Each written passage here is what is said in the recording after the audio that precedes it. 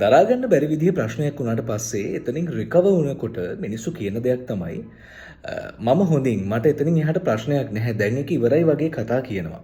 සමහර වෙලාවට ඔයත් එහෙම කියනවා ඇති.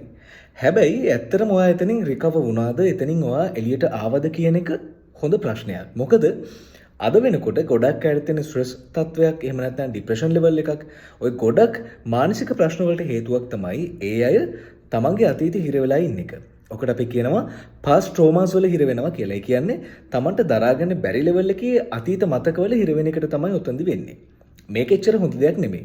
මොකද කවුරු හරි එහෙම ට්‍රිගර් වෙනවා නම් past trauma එකකින්. එහෙම නැත්නම් එයා අතීතයේ ඒ වගේ දරාගන්න බැරි සිද්ධියක් තවම හිතේ තියාගෙන එහෙම නෑ කියලා රඟපානවා නම් ඒක අපිට අඳුරගන්න ලේසි ක්‍රම කීපයක් තියෙනවා.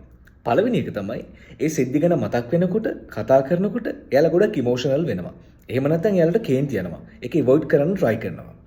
අංක 2 තමයි එහෙමයි ගොඩක් වෙලාවට ඒ සිද්ධි ගැන ඊට අදාළ වෙන දේවල් ඒ අදාළ තැන් ඒ වගේ තැන් වලින් යනකොට එනකොට ගොඩක් වෙලාවට ඒ තැන් ගැන ફોකස් කරනවා වැඩි. ඒ සිද්ධි ගැන කතා කරන්න හදනවා වැඩි.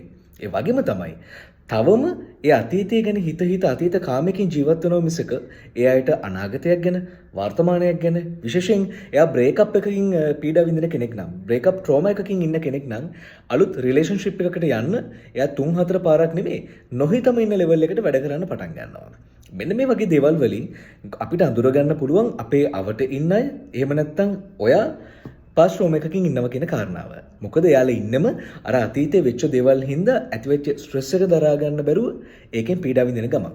ඔයා මෙහෙම කෙනෙක් නම් ඔයා දන්න කෙනෙක් එහෙම ඉන්නවා නම් අනිවාර්යෙන් එයාට එතරින් එළියට උදව් කරන්න. කතා බහ කරලා එයාට උදව් කරන්න. එහෙම බැයි නම් එයා ඊට ගැළපෙන හොඳ කෝචින් එකකට, කවුන්සලින් එකකට ඉක්මනට යොමු කරන්න. මොකද හේතුව ඔය වගේ past traumas නිසා ගොඩක් වෙලාවට එයාලට අනාගතයේදී මුහුණ දෙන්න වෙන ප්‍රශ්නවලදී එයාලා තනි වෙනකොට, ප්‍රෙෂර් වෙනකොට එයාලට දරා ගන්න බැරි ප්‍රශ්නවලට එයා මුහුණ දෙන්න එයාට සිද්ධ වෙනවා. ඒකින්ද ඉක්මනට past traumas වලින් එළියට එන්න අතීතය ඉවරයි එතනින් රිකවර් වෙලා හොඳ වර්තමානයක් හදාගෙන අනාගතයට hina වෙලා මුහුණ දෙන්න උත්සාහ කරන්න. hina වෙලා හිටපන්.